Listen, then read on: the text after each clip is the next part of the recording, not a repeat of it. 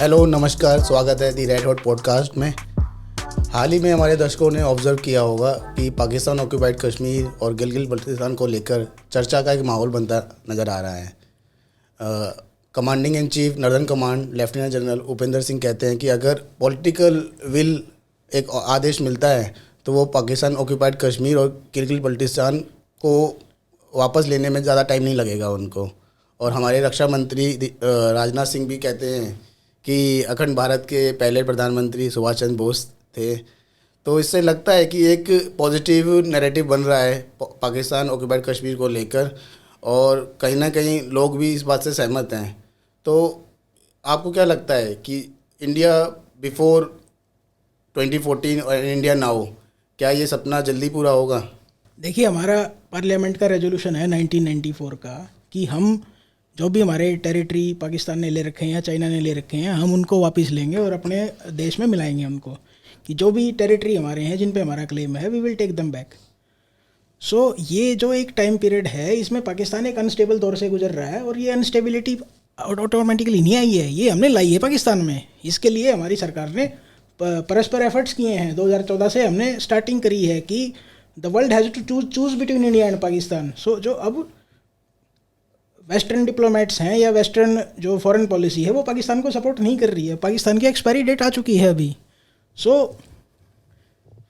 और एक जो करंटली सिचुएशन हुई है कि पाकिस्तान में इमरान खान के बाद गवर्नमेंट भी चेंज हुई है, उसके बाद उनके आर्मी जनरल भी चेंज हुए हैं, DG ISI भी चेंज हुए हैं। सो ये जो करंटली ISI के जनरल हो गए और आर्मी के जो चीफ हैं, आर्मी के chief Asim Munir, DG ISI हैं ये नदीम अंजुम। सो इन पे साइकोलॉजिकल प्रेशर बनाने के लिए ये स्टेप लिया गया है। एक्चुअली क्या है, पाकिस्तान ऐसी इकोनॉमिक हालत में नहीं है कि वो एक लड़ाई लड़ सके। 3 दिन से ऊपर का एम्यूनिशन नहीं है उनके पास।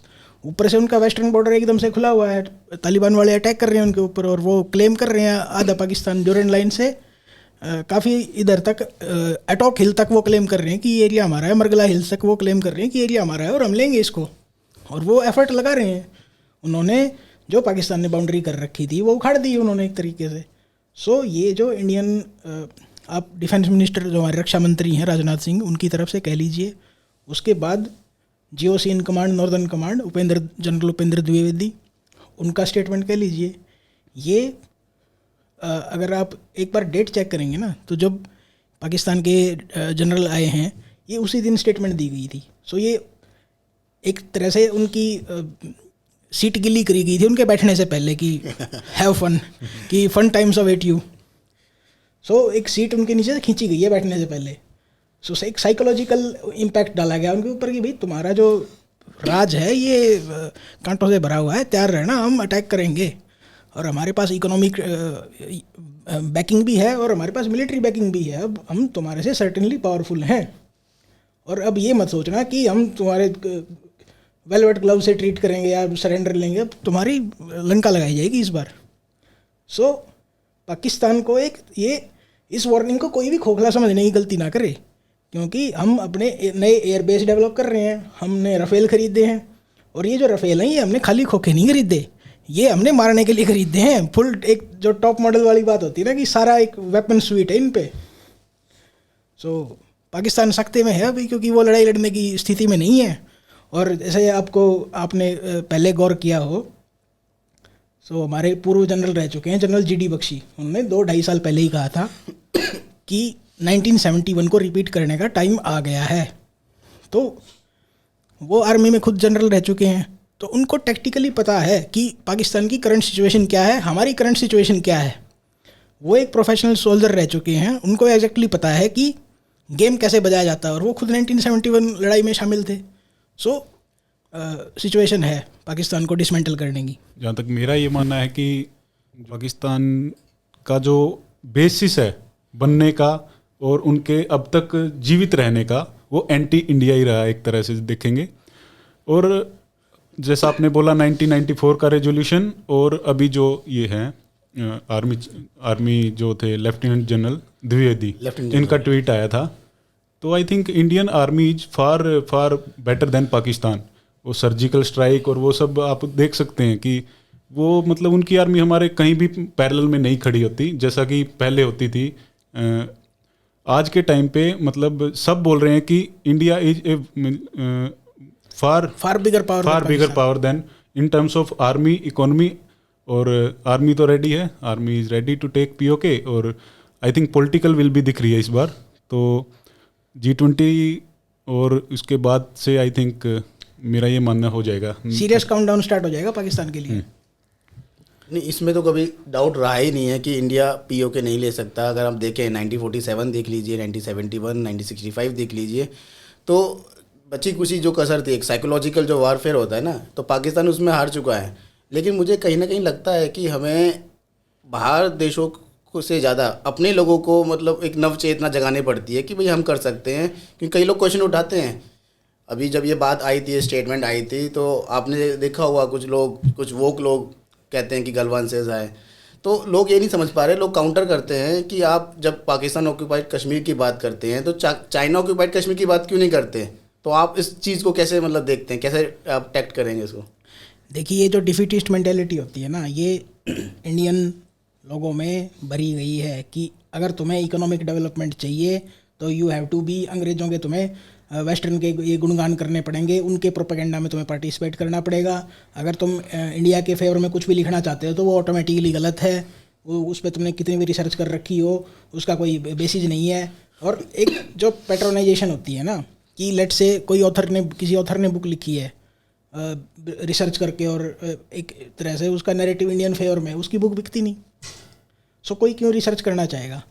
और एक जो ये हमारी पॉलिटिक्स में कह लीजिए और हमारे समाज में कह लीजिए, एक तरह से एक स्थिरता आ गई थी कि एक सबको ये लगा था कि हम तो करप्ट हैं, हमारा कोई उद्धार नहीं हो सकता। अब जैसे 2012 के आसपास के उस टाइम का अगर आप ये देखेंगे ना कि माहौल क्या था उस टाइम पे, सब ये कहते थे इंडिया कुछ नहीं हो सकता, इंडिया का कोई फ्यूचर नहीं है, कोई लॉ पास नहीं हो रहे थे उस टाइम पे, इन्फ्लेशन इतनी ज़्यादा चल रही थी, पेट्रोल डीजल के रेट एकदम से बढ़ रहे थे, कोई पॉलिसी पैरालिसिस जिसको बोलते थे, एक टर्म आई थी उस टाइम पे। सो वो सब एक 2014 में मोदी सरकार के आने के बाद एक चेतना चेंज हुई है लोगों में, एक लोगों को में होप आई है कि चाहे हम भूखे नंगे कैसे भी थे लेकिन हम प्रोग्रेस कर रहे हैं, और वो ग्राउंड पे दिख रही है। हमारे रोड्स में भी दिख रही है, हमारी डिफेंस स्पेंडिंग में भी दिख रही है, हमारी आर्मी में भी दिख रही है, हर पॉलिसी उसमें दिख रही है। सो ये जो इनका एक कबाल बना हुआ था कि एंटी इंडिया बातें करके जो पैसे कमाते थे, वो कबाल अब गिर रहा है। वो अब जो इनको बैठे बैठे पैसे मिलते थे एंटी इंडिया आर्टिकल छापने के, वो अब नहीं मिल रहे। इनकी इकोनॉमिक पेट पे लात लग रही है और परमानेंट लग रही है। सो ये जो कम्युनिस्ट और मार्क्सिस्ट हिस्टोरियन हो गए और एक तरह से एंटी इंडिया नैरेटिव चलाने वाले हो गए, इनकी परमानेंटली दुकान बंद हो रही है। तो चिल्लाएं तो गई, चिल्लाना तो बनता है इनका। लेकिन बहुत अच्छी बात ये है कि जो इन्फॉर्म्ड सिटीजन्स हैं इनको काउंटर कर रहे हैं इनके नैरेटिव को, और जो इंडिया से इंडोलॉजी से रिलेटेड रिसर्च हो रही है, सो काउंटरिंग नैरेटिव बढ़िया चल रहा है, और इसलिए इनकी इतनी जली हुई है, और इसलिए एक तरह से कोई भी अब लिमिट क्रॉस कर रहे हैं बिल्कुल। तो अब जैसे ये कहते हैं 1962 में इंडिया चाइना से हार गया था, जो 67 में चाइनीज़ को मार पड़ी थी नाथुला पे, उसका कोई जिक्र नहीं करता। 1984 में ऑपरेशन ये आई थिंक बारबरोसा था, ऑपरेशन था या बारबरोसा नहीं था, ये हमारे जनरल थे कृष्ण स्वामी सुंदर जी, उन्होंने चाइनीज़ को एक तरह से ऐसी पटकनी दी थी। ये इंसिडेंट हुआ था सुंदोरोंगचू पे, अरुणाचल प्रदेश में इंसिडेंट हुआ था, और चाइनीज़ ने अपनी पूरी आर्मी लगा रखी थी वहाँ पे। सो ये एक स्टैंड ऑफ था, और हमने उनको एक तरह से पीछे धकेला था, और चाइनीज़ पीछे गए भी थे उस टाइम पे। सो जो इंडियन विजय हैं, ये 1971 में हमने पाकिस्तान को 2 हिस्सों में बांटा है, उसका कोई जिक्र ही नहीं करता, कोई जिक्र नहीं। इनको ऐसा लगता है इंडियन आर्मी हारने के लिए बनी है। भाई नहीं, we don't agree with it. हम तो कहते हैं हमने पाकिस्तान को ऐसा सर्जिकली एक तरह से काटा है कि चूम ही नहीं करी पाकिस्तान ने। वो तो ये कहते नहीं काटा ही नहीं। तो इतना ज़्यादा प्रोपेगेंडा चलाना पड़ गया उनको कि अब तक पूरी मुल्क उसको, पूरा आवाम उसको एक्सेप्ट नहीं करता। यहाँ तक जनरल बाजवा बहाने बनाता घूम रहा था कि ये पॉलिटिकल क्राइसिस था। अबे तेरा बाप यहया खान तो प्रेसिडेंट था उस टाइम पे, वो भी तो आर्मी चीफ ही था। जब नियाजी सरेंडर कर रहा था उस टाइम पे यहया खान, उसको पूछो कहाँ सो रहा था उस टाइम पे, किसका नाच देख के सो रहा था किस टाइम पे, वो रावलपिंडी में। हीरा मंडी में। हीरा मंडी में। तो आपने जिक्र किया 1971 का, तो पीओके तो हमारा एक इंटरनल इशू है, लेकिन 1971 में ये जो वर्ल्ड पावर थी यूएस के चाहते हुए भी ना चाहते हुए भी हमने पाकिस्तान के दो टुकड़े मतलब डिवाइड किया और एक इंडिपेंडेंट स्टेट बनाया। 93,000 सोल्जर्स का एक सरेंडर था, एक बहुत बड़ी चीज़ थी। तो जो लोग वो डाउट है कि इंडिया के अंदर वो स्ट्रेंथ नहीं है, वो कैपेबिलिटी नहीं है, तो उनके लिए राय ये है कि अब 1971 का जो नियाजी साइन कर रहे हैं, जो हमारे जनरल उनको एक इशारा दे रहे हैं कि साइन कहाँ करना है, तो वो फ़ोटो अपने एक रूम में लगाएं और कभी जब डाउट हो ना तो आप उन फ़ोटो को देख लीजिए, तो वो जो उनका जो सेल्फ डाउट है वो ख़त्म हो जाएगा। अच्छा, आजकल एक बात चल रही है गिलगित बल्टिस्तान की, वहाँ पर इश्यूज़ इतने अच्छे नहीं हैं, हालात इतने अच्छे नहीं हैं, खबरें आ रही हैं कि एक सोशल इश्यूज़ काफ़ी हो रहे हैं। तो जब हम बात करते हैं पाकिस्तान ऑक्यूपाइड कश्मीर की, तो गिलगित बल्टिस्तान एक अलग एंटिटी के सामने आता है। तो क्या रीज़न रहे होंगे एक ऐतिहासिक कि गिलगित बल्टिस्तान को एक अलग बनाया गया? कुछ ब्रिटिश के सोच रही थी इसके पीछे, कुछ स्ट्रेटजिक डिसीजन थे? देखो, जैसे जब हम पीओके की बात करते हैं तो गिलगित बल्टिस्तान उसी का हिस्सा है। एंड इफ़ एरिया वाइज आप जाएंगे तो नियरली 86% जो पीओके है उसमें गिलगित बल्टिस्तान आता है। पाकिस्तान ने उसको अलग करके रखा। पीओके में इनके जो मिलिट्री कैंप्स वगैरह या जो इनको ट्रेनिंग देते हैं एक्सट्रीमिस्ट को, वो मुजफ्फराबाद और ये सब एरिया है, इसको ये आज़ाद कश्मीर बोलते हैं पाकिस्तान में, हम पीओके बोलते हैं। और पीओके में हम जैसे पीओके बोल रहे हैं तो उसमें गिलगित बल्टिस्तान भी आता है, लेकिन इन्होंने उसको अलग से बना के रखा था। गिलगित बल्टिस्तान अगर इसकी हिस्ट्री पे जाएंगे तो ये जम्मू एंड कश्मीर जो प्रोविंस थी, रियासत जिसको बोलते हैं, उसी का एक पार्ट है। अराउंड 1935 में हरी सिंह ने क्या किया, ये एक मतलब पठार सा एरिया, यहाँ पे कुछ ज़्यादा लद्दाख जैसा एरिया है, हाँ, वहाँ पे ज़्यादा कुछ वेजिटेशन नहीं है और कुछ वो नहीं है, तो अंग्रेज़ों को दे दिया लीज पे 60 इयर्स के लिए कि तुम रखो भाई। बदले में अंग्रेज़ों ने इनको प्रॉमिस किया कि थोड़ा बहुत जो भी रहेगा वो देंगे और सिक्योरिटी प्रोवाइड करेंगे। आई थिंक बेसिक पर्पज़ वही था कि जो रशिया से जो डर था अंग्रेज़ों को या वेस्ट को, उस पर एक तरह से नज़र रखने के लिए वो स्ट्रेटजिक इशू था आई थिंक। इससे ये जो गिलगित बल्टिस्तान एजेंसी कहते थे उस टाइम पे अंग्रेज इसको, तो वहाँ पे जो सिक्योरिटी प्रोवाइडर थे वो अंग्रेज थे। वहाँ पे महाराजा हरी सिंह की सेना नहीं थी।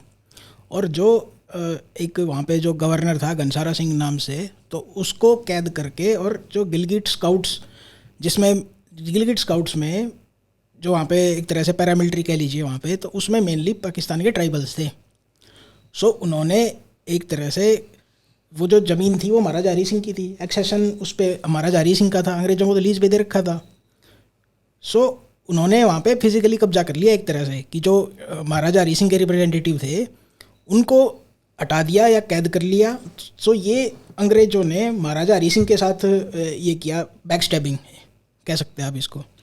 इस तरह से उन्होंने गिलगित बल्टिस्तान पे कब्जा किया। और इसकी स्ट्रेटजिक वैल्यू क्या, अगर आप एक हिस्टोरिकल सिग्निफिकेंस के एंगल से देखेंगे ना, पाकिस्तान को गिलगित बल्टिस्तान के लिए बनाया गया है एक तरह से, कि अंग्रेज़ों को या यूएस को ये लगता था कि नेहरू पे विश्वास नहीं कर सकते कि वो कम्युनिस्ट नहीं बनेगा। उनको ये लगता था कि नेहरू कम्युनिस्ट बनने के पूरे चांस हैं, क्योंकि नेहरू ने सोवियत यूनियन विजिट किया था, कई बार चाइना विजिट किया था, तो इनको लगता था कि इनका आदमी भी हो सकता है। सो इनका क्या पर्पज़ था कि ये जो एरिया है इसकी स्ट्रेटजिक सिग्निफिकेंस बहुत ज़्यादा है पाकिस्तान की। यहाँ पे 4 न्यूक्लियर पावर हैं अगर आप देखेंगे तो, इंडिया, पाकिस्तान, रशिया और चाइना। उस टाइम पे गिलगित एजेंसी की सिग्निफिकेंस और ज़्यादा क्यों थी, क्योंकि सिंजियांग पे चाइना का कब्जा नहीं था। सिंजियांग का बॉर्डर गिलगित से लगता है बिल्कुल, वहाँ पीपल टू पीपल कनेक्शन भी हैं, उनमें ट्रेड भी होता है, और दे आर मोर ऑफ कि उनके ट्राइबल कनेक्शंस भी हैं। सो वो एक तरह से सेम आदमी आप उनको मान सकते हो किसी एंगल तक। सो जो सोवियत यूनियन ने एटॉमिक बम बनाया है ना, वो शिनजियांग में बनाया है। वहीं पे वो न्यूक्लियर टेस्ट करते थे, वहीं से और की रिफाइनिंग करते थे, और जो और मिलता था इनको वो वहीं पे मिलता था शिनजियांग की रेतीली पहाड़ियों में। सो जो अंग्रेज़ थे वो वहाँ पे स्पाई रिंग चलाते थे। उन्होंने वॉच टावर लगा रखे थे सोवियत पे ध्यान रखने के लिए कि एक्सप्लोजन किस हद तक हो रहे हैं। और इनको ये डर था कि अगर ये इंडिया के कब्जे में आ जाता है तो इंडिया सोवियत से अच्छे रिलेशन बनाने के लिए इस स्पाई रिंग को बंद करवा देगा। सो इसलिए ये वन ऑफ द रीजंस था कि इन्होंने पाकिस्तान को एक अपना वासल स्टेट के तौर पे बनाया।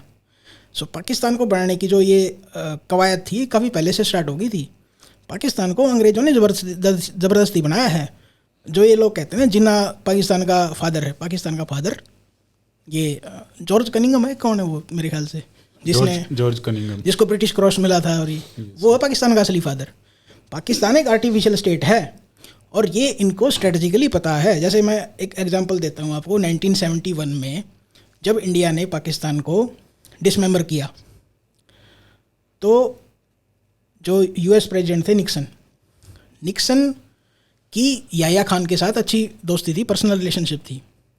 सो निक्सन अपनी आर्मी को इन्वॉल्व करना चाहते थे इंडिया पाकिस्तान के झगड़े में, लेकिन डीप स्टेट यानी जो CIA FBI उन्होंने उसको परमिशन नहीं दी और उसको मतलब एक तरह से अपनी आर्मी इन्वॉल्व नहीं करने दी। उन्होंने कहा कि ये इसका टाइम पूरा हो गया अब, कि इंडिया के लिए कोर इशू है कि अगर आप अपनी आर्मी भेजेंगे तो फिर आपको बाद में 2-4 साल में विड्रॉ करना पड़ेगा ह्यूमिलिएशन के साथ, तो उसका फ़ायदा नहीं है।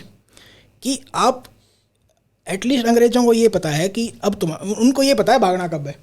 ये अंग्रेज़ों की बात माननी पड़ेगी कि they know when to withdraw, कि अब अगर तुम रुकोगे तो बेइज्जती ज़्यादा होगी।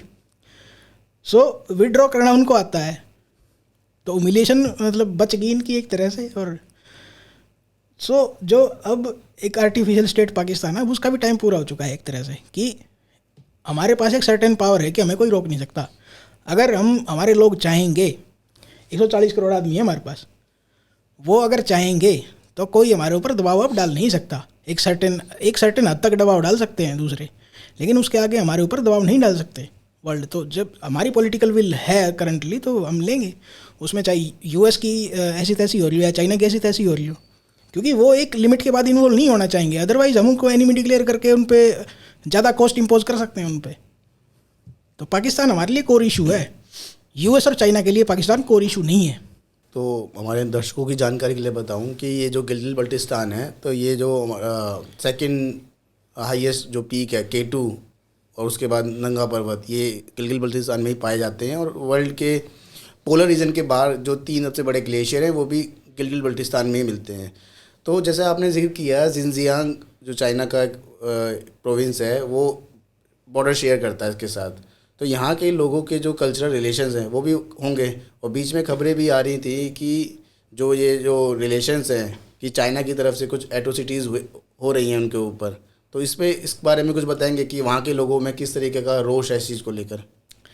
देखिए, अभी ना कुछ समय पहले जो गिलगित बल्टिस्तान की असेंबली है, उन्होंने एक रेजोल्यूशन पास किया था कि जो शिनजियांग की कुछ लेडीज़ हैं जिनकी शादी इस साइड हो रखी है बल्तिस्तान के गिलगित के लोगों के साथ, तो उनको चाइना ने कैद कर लिया है और पकड़ लिया है। तो हम पाकिस्तान की गवर्नमेंट से ये गुजारिश करते हैं कि ये गवर्नमेंट टू गवर्नमेंट बात करी जाए और इसका सोल्यूशन निकाला जाए। तो उनकी असेंबली ने रेजोल्यूशन पास किया था। प्रोटेस्ट जो हैं वो तो वहाँ पे बहुत दिन से चल रहे हैं। चाइना ने इनको क्यों वो कर रखा है, क्योंकि ये वीगर मुस्लिम्स हैं और इनको ऐसा लगता होगा कि ये एक्सट्रीमिज़म फैला सकते हैं, इसलिए इन्होंने उन लेडीज़ को पकड़ रखा है कि ये एक तरह से कल्चरल जेनोसाइड कर रहे हैं, वहाँ पे एक कल्चर को मार रहे हैं, वीगर्स के कल्चर को। और चाइना को एक डर ये भी है पाकिस्तान का कि जो पाकिस्तान के रेडिकल मुस्लिम्स हैं, they can easily permeate into Xinjiang. सो वो जो कल्चरल इनका वो रहेगा, एक तरह से लेन देन रहेगा। तो अगर चाइना वाले कितना भी ये कर लें उनके ऊपर, उनका कल्चर चेंज कर लें, क्योंकि जो एक जो मेन कल्चर होता है आदमी वो सेम रहता है, क्योंकि कल्चर आपकी ज्योग्राफी और इन चीज़ों का हिस्सा होता है, वो वैसे निकल के आता है। कल्चर वैक्यूम में थोड़ी बनता है कि कहीं और जगह पे बना दो और यहाँ पे इम्पोज कर दिया। जो भी कल्चर होता है वो ज्योग्राफी के अकॉर्डिंग बनता है। सो आप अलग ज्योग्राफी पे अलग कल्चर नहीं चला सकते, इम्पोज नहीं कर सकते। जैसे आपने जिक्र किया वहाँ के कल्चर का, तो जो थोड़ा सा पीछे जाएंगे हम, नियरली जब पाकिस्तान ने इसको एक्सीड किया, एक तरह से कब्जे में लिया POK को या गिलगिट को, तो वहाँ पे जो थे ज़्यादातर लोग आपने बताया शिनजियांग के विगर से थोड़ा मिलते हैं। उनका रहन सहन कल्चर जो पाकिस्तानी मूल के थे, ये एक्सट्रीमिस्ट थोड़े बोल सकते हैं जिनको, उनसे बिल्कुल बिल्कुल अलग था। वो थोड़े काम एंड कंपोज रहते हैं, थोड़े जो गिलगिट के लोग हैं थोड़ा शांत लोग रहते हैं। और शिया मुस्लिम भी थे ना वहाँ पे ज़्यादा, वहाँ पे शिया ज़्यादा थे जब इन्होंने कब्जे में लिया। लेकिन उसका जो गिलगिट और बाल्टिस्तान का कोई भी जिक्र नहीं है पाकिस्तान के कॉन्स्टिट्यूशन में, ना उसको इंडिपेंडेंट स्टेट का दर्जा दिया इन्होंने। तो वहाँ पे एक तरह से फेडरल जो एग्जीक्यूटिव रहते थे ना, एग्जीक्यूटिव राज करते थे, और वहाँ पे उनके कोई राइट्स नहीं थे, लोकल बॉडी नहीं थी कोई भी। जब जी चाह जो भी रूल किया उनको पकड़ के लेके आए और पूरी तरह से एक्सप्लॉइट किया गया। लेकिन एक बात ये थी उसमें, तब तक जब तक जुल्फिकार भुट्टो नहीं आए थे नियरली 70 के अराउंड, तब तक वो क्या था, वहाँ पे एक स्टेट सब्जेक्ट रूल था वहाँ पे। उसमें क्या था कि बाहर के लोग जो थे ना, वो मतलब रहने वहाँ पे ज़मीन वगैरह खरीदने का और इतने राइट्स नहीं थे उनको। लेकिन जैसे ही जुल्फिकार भुट्टो आए, उन्होंने वो सब एक तरह से एब्रोगेट कर दिया इस स्टेट सब्जेक्ट रूल को। और जो सुन्नी मुस्लिम्स थे बाकी जो पूरे पाकिस्तान में, उनको वहाँ पे बसाना स्टार्ट कर दिया। और जैसे ही आप ऐसा कुछ करते हो कि वहाँ पे बाहर से आके डेमोग्राफी चेंज करते हो, जो सोशल फैब्रिक जो रहता है वो पूरा बिगड़ जाता है। और वहाँ पे जो लोकल है वहाँ के, उनको एक तरह से प्रताड़ित किया गया वहाँ पे, क्योंकि वो जो थे उनका इतना शुरू से ही, जब से पाकिस्तान में मिलाया गया था उनको, तब से ही उनका एक्सप्लॉयटेशन किया गया था। वहाँ पे कोई ज़्यादा बड़ा लीडर नहीं था, पार्टी नहीं थी, कुछ भी नहीं था। तो उनको बसाना चालू कर दिया वहाँ पे सुन्नी मुस्लिम्स को। और जैसे ही इनके जो थे एक वो पाकिस्तानी आर्मी के जो थे जियाउल हक, वो आए, उन्होंने कू करके पाकिस्तान के जो प्रेसिडेंट बने थे। तो उन्होंने आते ही मतलब एक तरह से रेकलेस वो स्टार्ट कर दिया वहाँ पे, इस्लामाइजेशन। वो वहीं से पाकिस्तान का ओरिजिनल डाउनफॉल स्टार्ट हुआ है। एक मैं आपको रिसेंट इंसिडेंट बताता हूँ कि अभी क्या हुआ है कि ये जो करंट प्राइम मिनिस्टर हैं पाकिस्तान के, मिस्टर बीन, शहबाज शरीफ शहबाज शरीफ, जो पीओके में डैम है मंगला डैम की फेज़ 2 का ये उद्घाटन करने गए हुए थे वहाँ पे।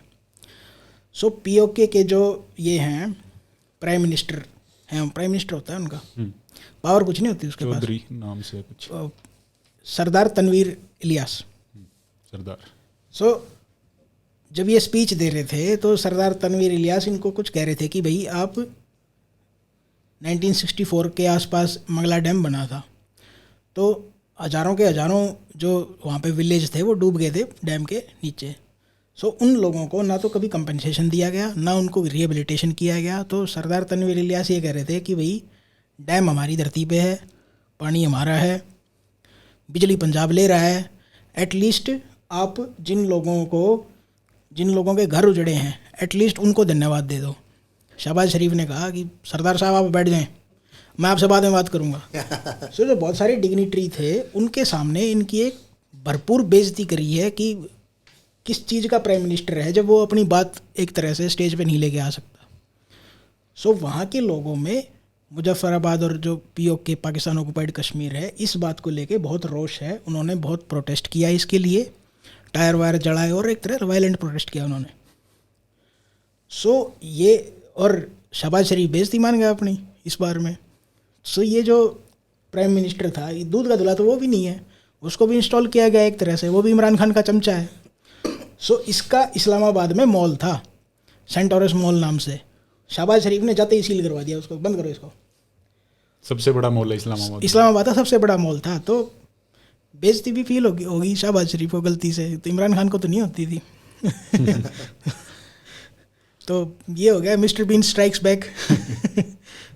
तो ये एक एलियनेशन अब स्टार्ट हो, एक तरह से तूल पकड़ रहा है अब, क्योंकि वहाँ के जो लोगों को अब दिख रहा है कि जो इंडियन कश्मीर है वहाँ पे वेजिटेशन भी ऐसी अच्छी है, टिम्बर भी वगैरह भी सही है वहाँ पे, इनका तो सारा बेच के खा गए पाकिस्तानी। और टूरिज्म भी है, बिजली भी आती है, वहाँ के बच्चे पढ़ भी रहे हैं, सफल भी हो रहे हैं, और ओवरऑल एक खुशहाली भी है, टेररिज्म भी नहीं है, और लोग एक तरह से खुशहाल भी हैं। सो और हमने पाकिस्तान में रह के क्या उखाड़ लिया।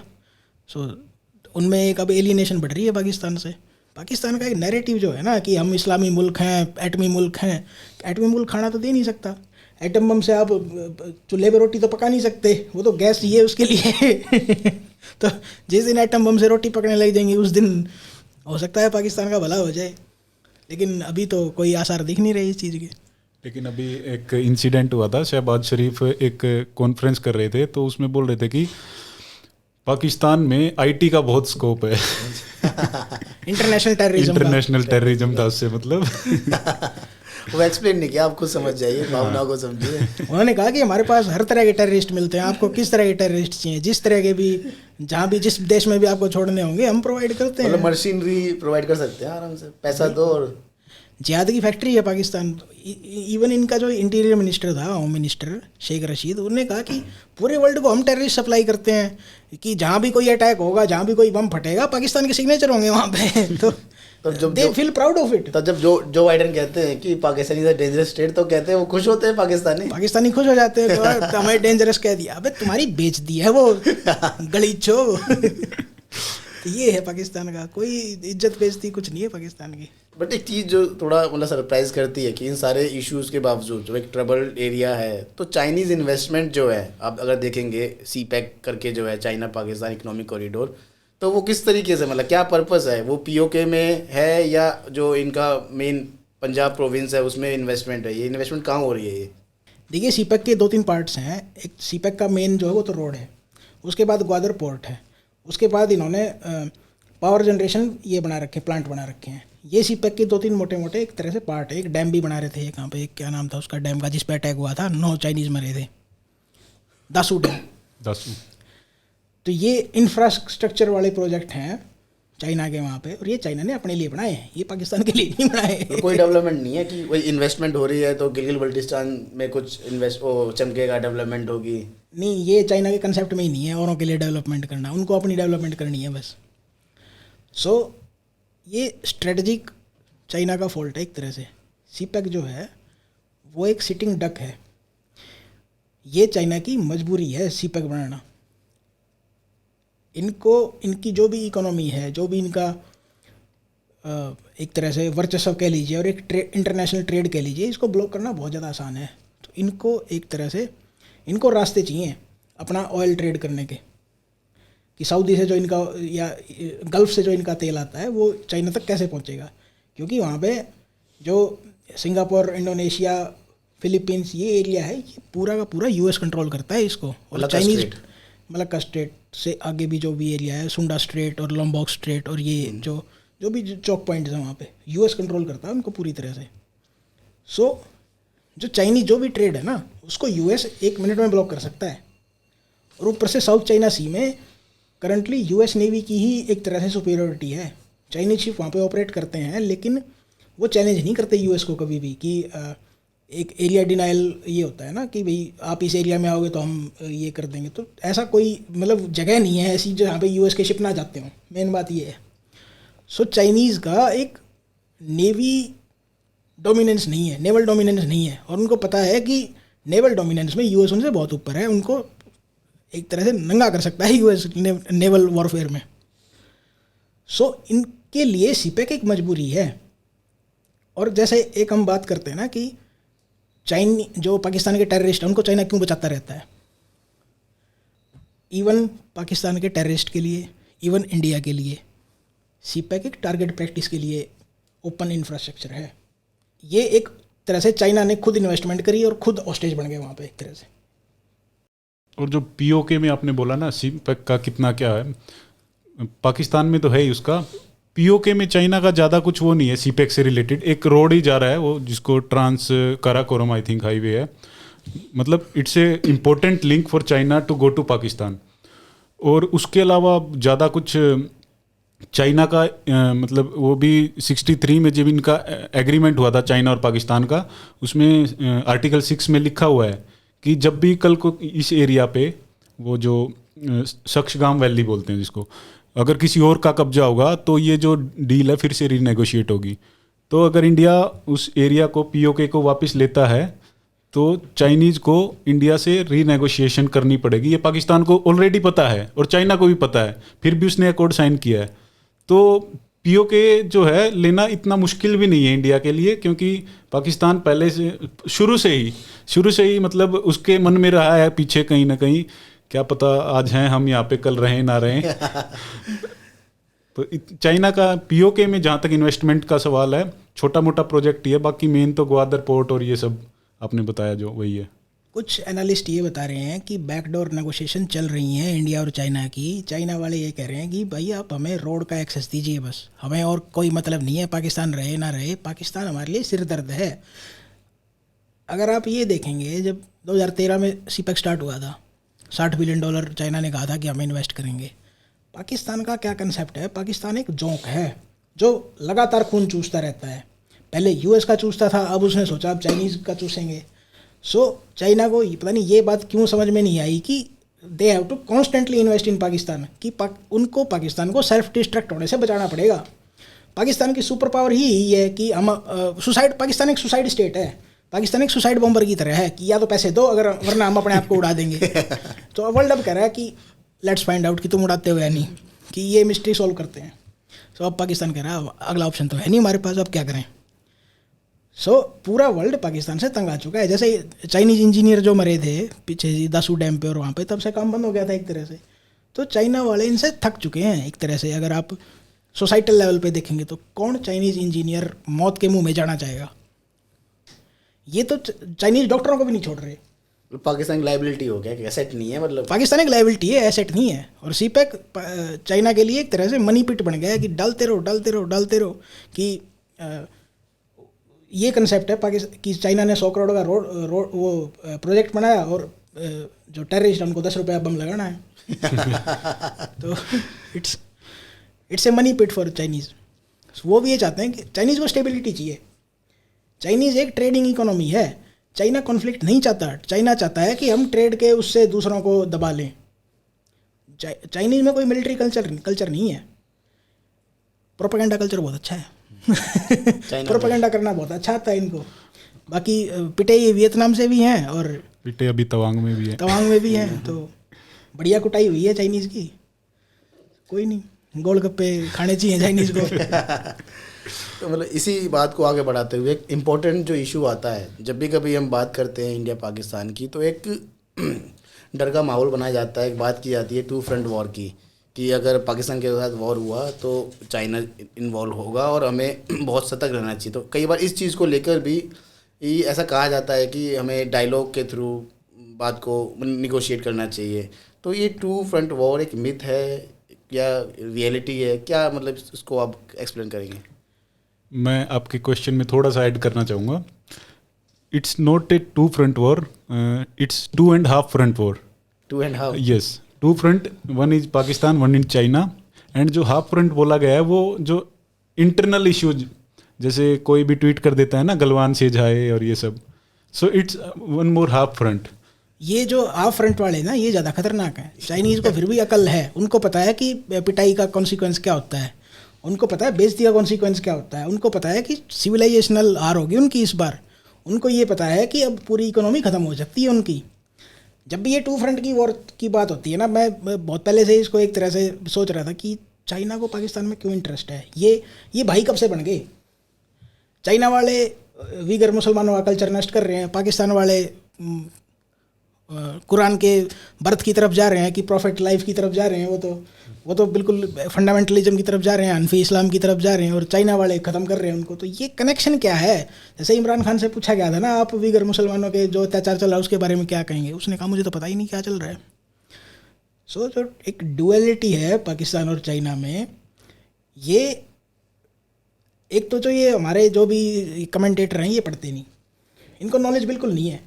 लाइव डिबेट पे कभी नहीं आएंगे क्योंकि वहाँ पे बेइज्जती होगी इनकी बढ़िया तबीयत से, और करियर ख़त्म होगा वहाँ पे। इसलिए कभी भी आपको किसी के साथ एक ऑनेस्ट डिबेट करते नहीं मिलेंगे ऐसे कमेंटेटर। और कोई मूवी स्टार कमेंट कर रहा है, भाई तेरा क्या बैकग्राउंड है, तेरी औकात नहीं है इस चीज़ पे कमेंट करने की, अपनी औकात में रह, फिल्म कर। तू टेररिस्ट को क्यों वो कर रहा है? भाई जैसे आमिर खान कर रहा था ना, प्रोपेगेंडाइज कर रहा था टेररिस्ट को, टेररिस्ट का अच्छा बनियान की फैक्ट्री बना रहा था यहाँ पे। क्यों आएगा टेररिस्ट यहाँ पे, और कौन एक्सेप्ट करेगा उसको यहाँ पे? तू अपनी फिल्म बना ना वहाँ पे। अगर तू उसकी कॉपी कर रहा है, वो अपने ऑफिसर को उठा के लाया था जो इसने कॉपी करी थी मूवी की, टॉम हैंक्स की मूवी थी, कौन क्या नाम था Hollywood उसका, movie फॉरेस्ट थी। गंप। फॉरेस्ट गंप जो था वो अपने सीनियर को उठा के लाया था, ये टेररिस्ट को उठा लाया। वो कच्चे बनियान सिलवा कच्चे बनियान सिलवा रहा है उससे। भाई बड़ी औकात में रहे, फिल्म बना, प्रोपेगेंडा मत कर। तो आमिर खान ने तो संन्यास ले लिया है, वो तो सुधर गए हैं। नहीं सुधरे नहीं है वो, अभी अल तकिया कहते हैं उसको, अल कोई तकिया कर न्यूज रहा आ है। रही थी वो कन्वर्ट हो गए हैं हिंदू बन गए, ऐसा कुछ भी आ रहा था।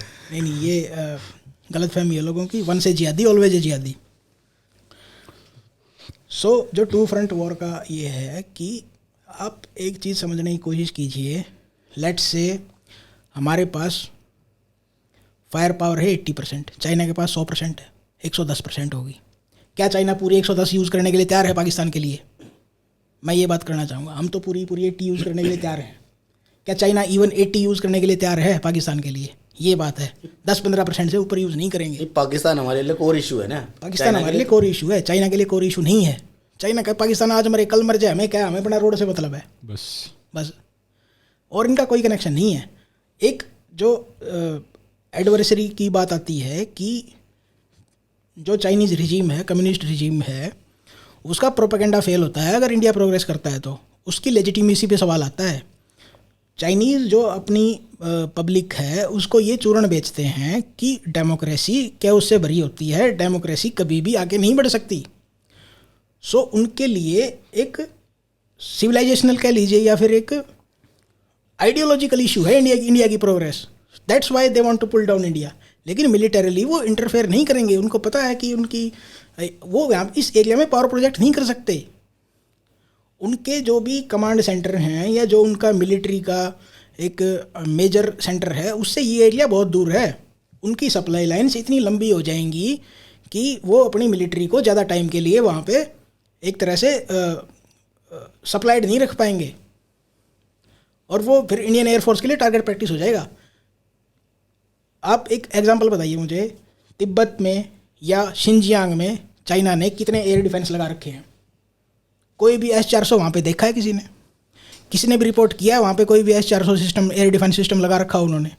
हमारी एयरफोर्स के लिए फ्री रन होने वाला है वहाँ पे। तो बात ये भी आती है ना कि core issue non core issue, तो चाइना के लिए ये कोई इम्पोर्टेंट इशू नहीं है।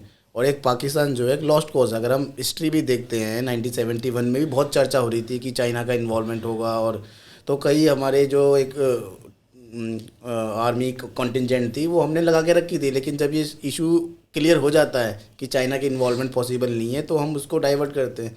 तो ये अगर आप 99 भी देख लीजिए अब, तो चाइना इसमें अपनी इमेज नहीं ख़राब करना चाहेगा। उनको पता है कि पाकिस्तान एक हारा हुआ कॉज है और उसमें इन्वॉल्व होने का मतलब है अपनी इमेज ख़राब करना। इवन इमरान खान कह चुके हैं पाकिस्तान के टुकड़े होंगे। सो वो एक तरह से साइकोलॉजिकल एक वो दे रहे हैं पाकिस्तान को चूर्ण कि भाई जब टुकड़े होना, जब ज़्यादा हैरान मत होना, क्योंकि ये उसको पता है, पॉलिटिक्स वालों को पहले ही पता चल जाता है। जब पता इनको जब चल गया होगा, जब ये बालकोट स्ट्राइक करी थी हमने, तो जो पाकिस्तान का खुद एक MP था वो खुद रिपोर्ट कर रहा था, बाजवा और इमरान खान मूत रहे थे वहाँ पे खड़े खड़े। इनको ये था कि अगर शाम तक इन्होंने हमारे पायलट को, अभिनंदन को नहीं छोड़ा तो शाम तक इंडिया अटैक कर देगा इनके ऊपर। इनकी औकात नहीं बची है अब।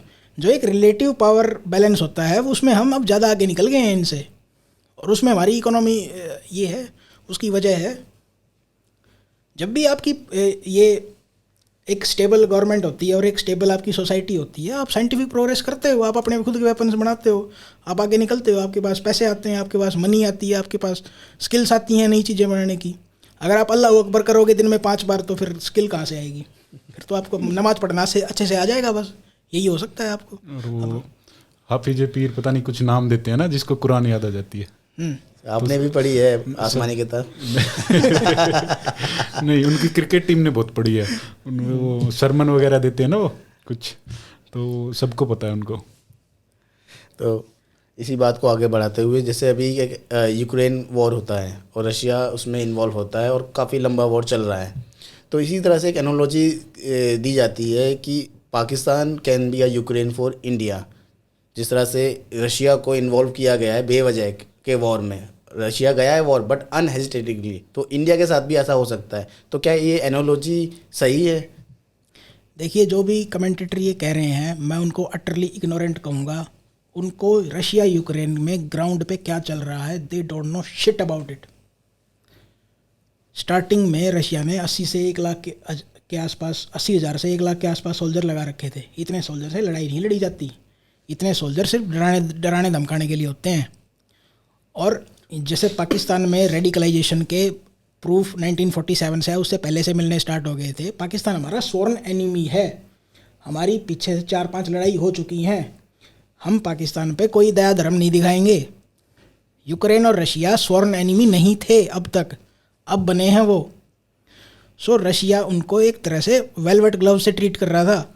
स्टार्टिंग में रशिया ने कोई भी उनका इंफ्रा नष्ट नहीं किया, उनके सिविलियंस को कोई हानि नहीं पहुंचाई, उनके कमांड सेंटरों पे ये क्या कहते हैं अटैक नहीं किया। रशिया एक तरह से स्टार्टिंग में नेगोशिएशन चाहता था, और वो जो पार्ट है वो एटलीस्ट हमारे से ज़्यादा डेवलप्ड है। सो जब इंफ्रा जब टूटता है ना, तो जो एक ओवरऑल क्राइम बढ़ता है वहाँ पे। और रशिया नहीं चाहता था कि उनके लोगों पे या उनके नेबरहुड में एक तरह से क्राइम बढ़े और लॉलेस स्टेट बने, सीरिया बने या इराक बने वहाँ पे। सो रशिया एक तरह से नेगोशिएटेड सेटलमेंट चाहता था, जो कि यूक्रेन की बिकी हुई लीडरशिप ने उसको नकार दिया। सो अब आप देखेंगे, जब जैसे रशिया ने भी फोर्सेस अपनी बढ़िया लगा रखी हैं, आई थिंक 5.5 लाख के आसपास सोल्जर यूक्रेन के बॉर्डर्स पे लगा रखे हैं। अब आप देखेंगे 10 दिन के अंदर अंदर पूरा यूक्रेन को लपेटा जाएगा। जैसे हमने 13 दिन के अंदर बांग्लादेश को लपेटा था, अब सर्जिकल स्ट्राइक होगी एक तरह से, बिल्कुल ब्लिट्जक्रीग जिसको बोलते हैं, फुल स्पीड में टैंक और एक आर्टिलरी और बराज और मिसाइल्स और सब कुछ, दिन रात मिसाइल बरसेंगे अब उन पे ऊपर। अब उनको पता चलेगा वॉर होती क्या है, असली वॉर क्या होती है। सो जो अब ये रशिया करेगा ना, और जो हमने बांग्लादेश में किया था, वो पाकिस्तान के साथ रिपीट करेंगे हम। जैसे बहुत लोग ये कह रहे थे कि पाकिस्तान के पास ना इतनी ज़्यादा शोल्डर फायर्ड मिसाइल हैं। तो शोल्डर फायर्ड मिसाइल जब उसको कोई जहाज़ दिखेगा तब मारेगा ना उस पर। जब कोई ऊपर से दनादन जब बम गिरते रहेंगे, दिन रात बम गिरते रहेंगे, क्या कर लेगा शोल्डर फायर्ड मिसाइल का? किसके ऊपर मारेगा उसको, शोल्डर फायर्ड मिसाइल को?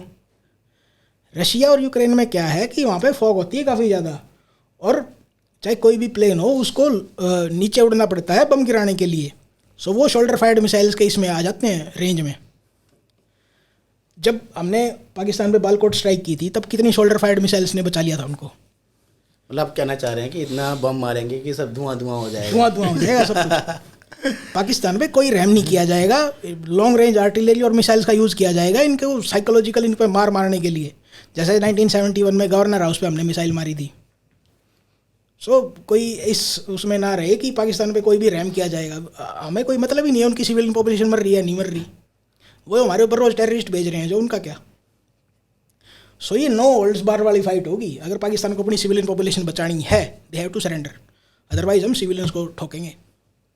और नो होल्ड्स बार वाली लड़ाई होनी चाहिए कि इंडिया को हिस्ट्री से एक सीखना चाहिए कि जब पृथ्वीराज चौहान ने मोहम्मद गौरी को कई बार चांस दिया, लेकिन बाद में कहीं ना कहीं नुकसान उठाना पड़ता है इंडिया को। 1947 में, 65 में, 71 में बहुत चांस दिया।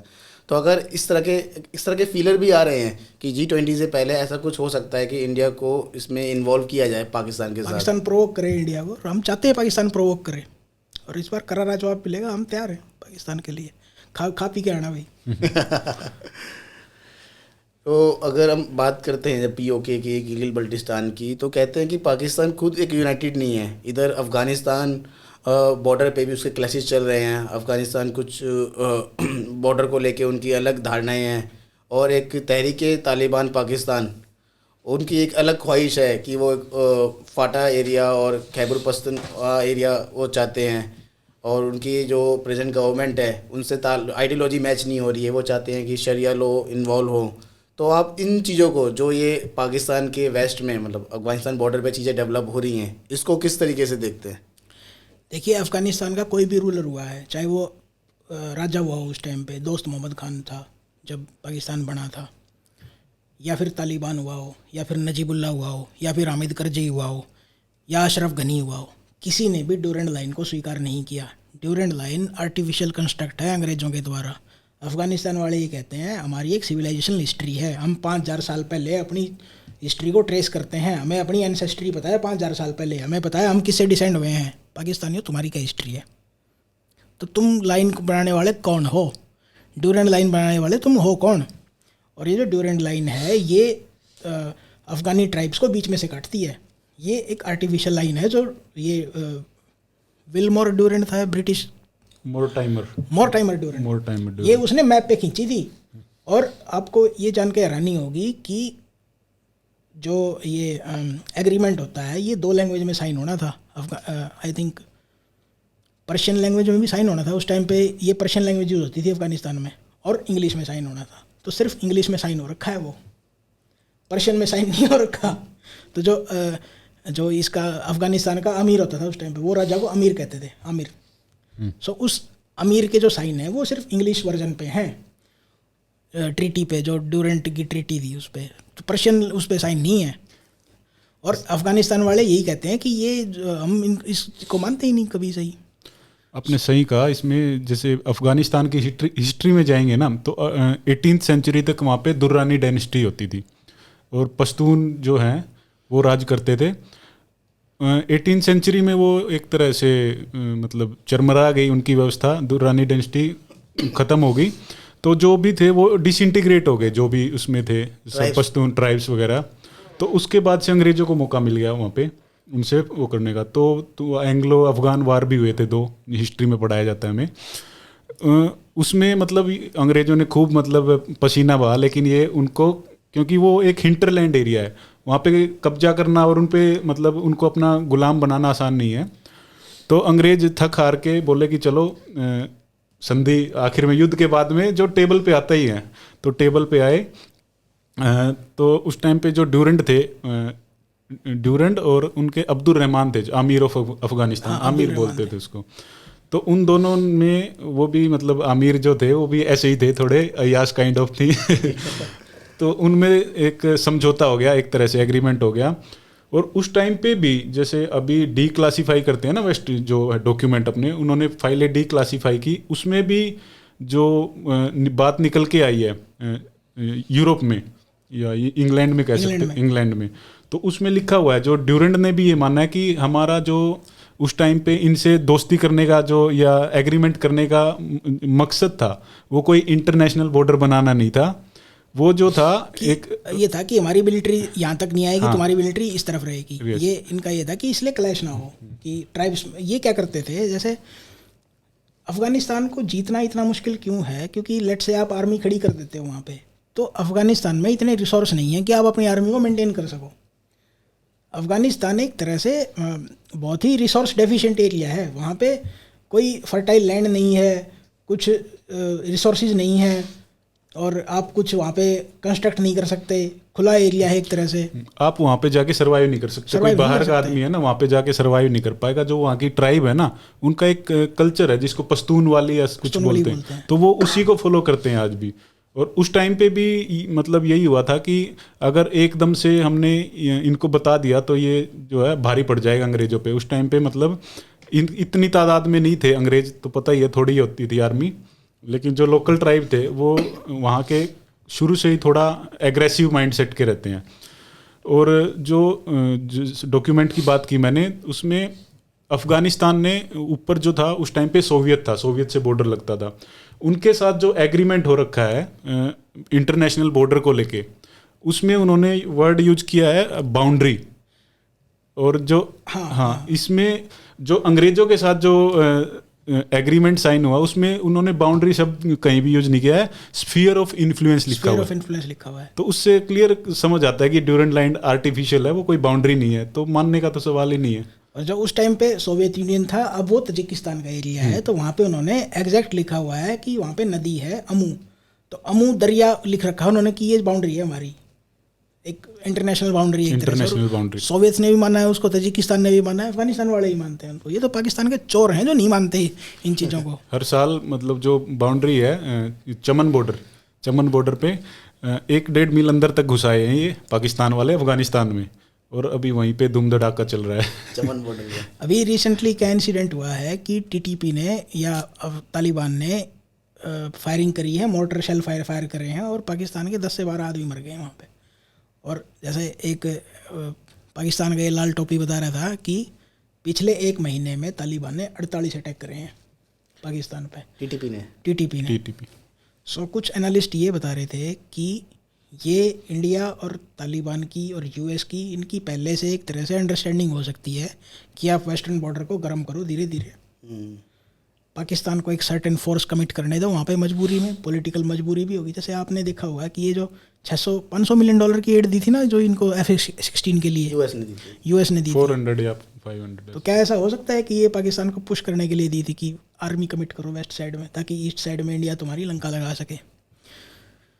हो सकता है, चांसेस हैं, व्हाई नॉट, क्यों नहीं हो सकता? क्योंकि आप जैसे रिसेंट मैप देखेंगे जो तालिबान ने इशू किया है, तालिबान ने मैप इशू किया है, वो अंग्रेजों से प्रेरित हो गए ना, अपना पेपर अपना पेन अब बनाओ, आप मैप लाइनें खींचो, ड्यूरेंट लाइन खींच सकते हैं, अब सब कुछ अपने हाथ में है। तो तालिबान ने जो मैप बनाया है ना, उसमें वो हाफ पाकिस्तान दिखा रहे हैं और कह रहे हैं कि कुछ हिस्सा तजाकिस्तान का, ईरान का, उज्बेकिस्तान का, अफगानिस्तान में। तो वे जो हमारे लिए उसमें इम्पोर्टेंट चीज़ है ना, उसने गिलगिट बल्तिस्तान को इंडिया में दिखाया है, और जो पीओके का एरिया है ना उसको उन्होंने अफगानी कश्मीर दिखाया है। तो वो एक तरह से एक अब खुला वारफेयर स्टार्ट हो गया है पाकिस्तान के खिलाफ, और पाकिस्तान को हर तरफ से ठोका जाएगा। बलोच इनको साउथ से ठोक रहे हैं, वेस्ट से इनको तालिबान ठोक रहा है, ईस्ट से हम ठोकेंगे। तो आपकी बात में एक चीज़ और ऐड कर दूं कि ये जो वेस्टर्न माइंडसेट है ना, वो डिवाइड एंड रूल पे चलता है। तो ये अफगानिस्तान में ये बात ही नहीं समझ पाए कि ये कब दोस्त होते हैं और कब दुश्मन होते हैं। तो ये वो एक्सप्लॉइट नहीं कर पाए अफगानिस्तानियों के रिलेशंस, तो वो कहीं ना कहीं ब्रिटिश वहाँ भी फेल कर गए। ये एक आई थिंक ब्रिटिश वायसरॉय थे, उन्होंने कहा था कि अगर किसी को ये समझ में आ जाए ना कि ये अफ़गान आपस में इनकी कब दोस्ती होती है और कब इनकी दुश्मनी होती है, कह रही ये शाम तक 4 बार दोस्ती दुश्मनी में तब्दील हो जाते हैं। कि एक सिविलाइजेशनल डिस्कनेक्ट था ना उनको ये पता नहीं था पश्तून वाली किस चीज़ पे बेस्ड है। पश्तून वाली को ढंग से पढ़ेंगे, उसको जिएंगे तो समझ में आएगी बात। तो इनका तो इवन क्या हुआ था, जो इनके पॉलिटिकल ये होते थे, ये पॉलिटिकल ये अपने नियुक्त करते थे कमिश्नर कह लीजिए, या फिर जो अफ़गानिस्तान से रिलेशन बिल्डअप करने में हेल्प करेंगे। सो अफ़गान वाले उनको मार देते थे बार बार, कह रहा इसके साथ फन नहीं आ रहा। मतलब अंग्रेजी डिप्लोमेट नहीं समझ पा रहे, लेकिन एक अफगानी बच्चे को पता है ढंग से हाँ कि वो दोस्त बनना है और कब दुश्मन। इवन एक अफ़गान की तो ये बताते हैं कि जब इनका इस्लामाइजेशन स्टार्ट किया ना, पाकिस्तान ने मदरसे बनाने स्टार्ट किए, तो एक मुल्ला जी थे, वो एक अफ़गान विलेज में गए कि उसने मुल्ला जी ने कहा कि यहाँ तो कोई भी मस्जिद नहीं है, कोई भी मज़ार नहीं है, कुछ नहीं है। तो उन्होंने कहा पहले इसको मारो, पहली मज़ार इसी की बनेगी। फिर अब बन गई मज़ार।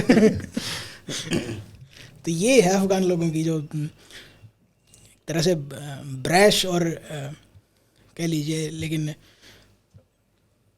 वो अपनी सोच में they are fair.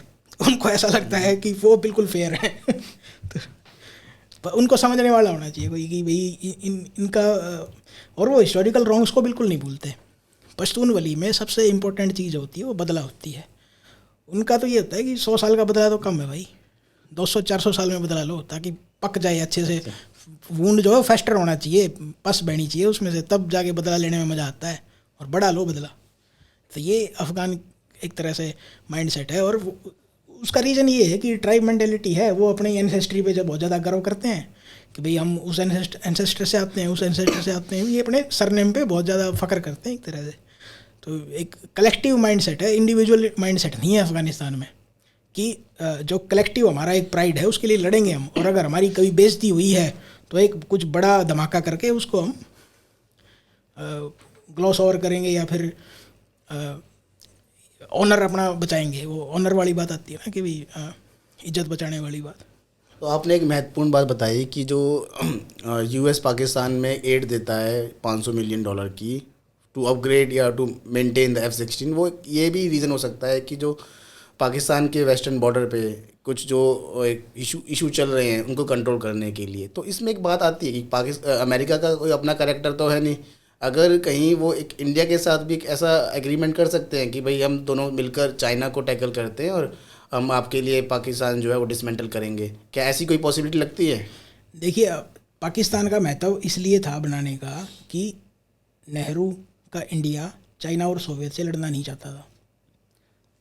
Current India की चाइना से एडवर्सरियल रिलेशनशिप है, तो यूएस को ऐसा लग रहा है, या इंडिया यूएस को ये तर्क दे रहा है कि तुम्हारा काम इस एरिया में चाइना को कंट्रोल करना है, वो करने में हम तुम्हारी हेल्प कर रहे हैं, why Pakistan is there then, let's dismantle Pakistan.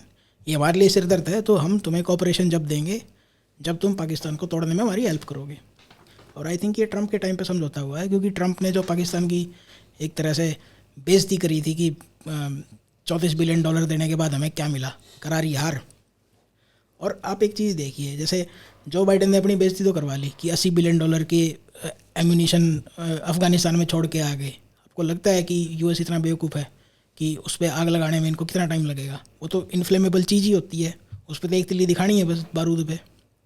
ये जानबूझ के देखे हैं तालिबान को, पाकिस्तान को ठोकने के लिए, क्योंकि जो पाकिस्तान ने बैक स्टेप किया है ना यूएस को, ये आई थिंक 500 साल तक याद रखा जाएगा। ये इतना बड़ा बैक स्टेप किया है इन्होंने कि अपने वर्चस्व को बचाने के लिए, अपनी इस्लामिक थियोलॉजी को बचाने के लिए इन्होंने तालिबान को जिंदा रखा कि अफ़गानिस्तान को हम अपना 5th प्रोविंस बनाएंगे, और जब इंडिया की तरफ से मार पड़ेगी तो हम भाग के टोरा बोरा की गुफाओं में छुप जाएंगे, वहाँ से हमले करेंगे। इंडिया अफ़गानिस्तान में क्रॉस करके नहीं आएगा तो उनकी आर्मी वहाँ उलझ जाएगी। ये पाकिस्तान की डेप्थ वाली स्ट्रेटजी है, स्ट्रेटजिक डेप्थ जिसको बोलते हैं ना ये। तो इसके लिए इनका क्या था कि अफ़गानिस्तान हमेशा हमारे कंट्रोल में होना चाहिए। अगर अफ़गानिस्तान में डेमोक्रेसी सक्सेसफुल हो जाती, अगर वहाँ पे पीसफुल ट्रांजिशन हो जाता, तो पाकिस्तान को कौन पूछता? फिर पाकिस्तान थ्रेटन हो जाता है एक तरह से। और जैसे पाकिस्तान वाले कहते हैं कि इतने रॉ के कंसलेट थे वहाँ पे, इंडियन एम्बेसी के कंसलेट थे, रॉ हमारे खिलाफ साजिश करता रहता है, राख की साजिश है ये। तो भाई अब हम खुले में साजिश कर रहे हैं, बचते हो तो बच लो। जब तुम्हारी औकात नहीं है तो साजिश उनके खिलाफ होती है जिनका कुछ होता है, जिनके पास पावर नहीं होती ना, उनकी कुटाई होती है बस। तो पाकिस्तान की कुटाई हो रही है। तो जिस तरह से पाकिस्तान के लिए एक्जिस्टेंशियल क्राइसिस आ गया है, और कांग्रेस पहले कहती थी कि जो करंट गवर्नमेंट से पूछती थी कि आप 370 कब हटाएंगे, तो मोदी जी ने हटा दिया। फिर कहते हैं कि आप मंदिर कब बनाएंगे, तो अब उनको डर लगता है पूछते हुए कि आप पीओके कब लेकर आएंगे। और इधर पाकिस्तान में भी नारे लगाए जा रहे हैं कि पाकिस्तान तेरे टुकड़े होंगे, इंशाल्लाह इंशाल्लाह। तो एक पॉपुलर साइकी जो है इस चीज़ को वो एक्सेप्ट कर रही है वहाँ पर। तो आपको क्या लगता है कि अब ये काउंटडाउन शुरू हो चुका है पीओके के लिए? देखिए, कांग्रेस की जो सबसे बड़ी आप कह लीजिए देशद्रोही वाली जो मेंटालिटी थी वो ये थी, a stable Pakistan is in our good future, no Pakistan is in our good future. कि पाकिस्तान हो ही ना तो हमारे लिए अच्छा है। स्टेबल और अनस्टेबल की बात ही ख़त्म करो, पाकिस्तान होना ही नहीं चाहिए। और जैसा आपने बोला कि एग्जिस्टेंशियल क्राइसिस तो आ ही चुका है, उसके बहुत पहले से स्टार्ट हो गया था।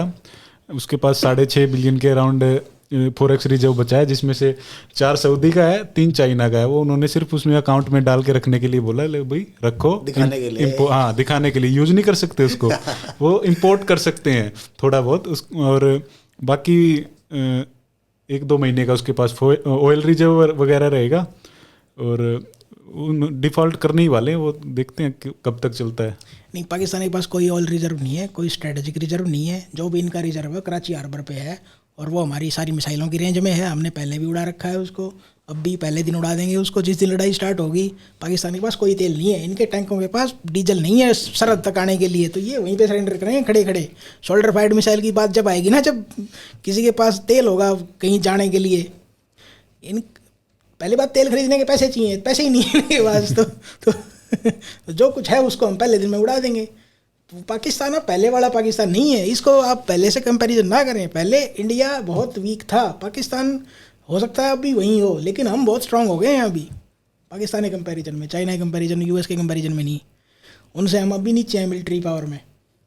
लेकिन एक वॉर खींचने की बात होती है ना, कि कितने दिन तक आप सस्टेन कर सकते हो। पाकिस्तान 3-4 दिन से ऊपर सस्टेन नहीं कर सकता। पाकिस्तान में एक तरह से सिविलियन केओस हो जाएगा और लोग एक दूसरे को गोली मारने लग जाएंगे, क्योंकि जो भी इनके पास तमंचे हैं वो बॉर्डर पे थोड़ी काम आते हैं, एक दूसरे को मारने काम आते हैं। वो बॉर्डर पे उनकी जीरो वैल्यू है। आर्टिलरी के सामने तमंचे क्या कर लेंगे? कि ये कहते हैं ना पाकिस्तान में इतने सारे वेपन्स हैं, ये है वो है, तो आर्टिलरी के सामने क्या करेंगे वो? उसमें वो तमंचों को भी काउंट कर लेते हैं। तो कोई वेपन नहीं है इनके पास। ये एक प्रोपेगेंडा फैलाया हुआ है यही सही का, और अब हम काउंटर कर रहे हैं ऐसे प्रोपेगेंडा को। ऐसा भी कहा जाता है कि जो पाकिस्तानी लीडर है ना, वो खुद पाकिस्तान के बारे में सोचते हैं, उनको पंजाब प्रेम है। अगर पाकिस्तानी प्रेसिडेंट भी ना चाहता, अगर उसको ऑप्शन दिया जाए तो वो पंजाब का पीएम बनना चाहेगा वो। मैं आपको इसकी एक बढ़िया इंसिडेंट बताता हूँ। पाकिस्तान के फॉरेन मिनिस्टर शाह महमूद कुरैशी को कैमरे पे ये कहते हुए पकड़ा गया हॉट माइक पे कि क्या ये मुझे फॉरेन मिनिस्टर बना दिया, मुझे तो पंजाब का पंजाब का सीएम बनना था। So foreign minister is more, मतलब वो ख़राब है पंजाब सीएम के आगे। पंजाब सीएम सबसे इम्पोर्टेंट पोस्ट है वहाँ पे, जो कि शहबाज शरीफ बहुत टाइम तक रहे हैं। तो बहुत बहुत धन्यवाद। आज हमने देखा कि पीओके, इंडिया के लिए पीओके लेना कोई बड़ी बात नहीं है, बट एक ये है कि नैरेटिव सेट करना है, अपने लोगों को कन्विंस करना है। और जो लोग सोचते हैं कि पीओके अगर लेते हैं तो एक टू फ्रंट वॉर होगा, तो उनके लिए यही है कि एक इतिहास पढ़ें। और अगर कभी सेल्फ डाउट आता है तो 1971 की जो एक फेमस फ़ोटो है जिसमें नियाजी साइन कर रहे हैं, वो अपने घर में लगाएं और देखें। तो हमारे दर्शकों के लिए आज के लिए धन्यवाद। मिलते हैं नेक्स्ट पॉडकास्ट में। जय हिंद, जय भारत।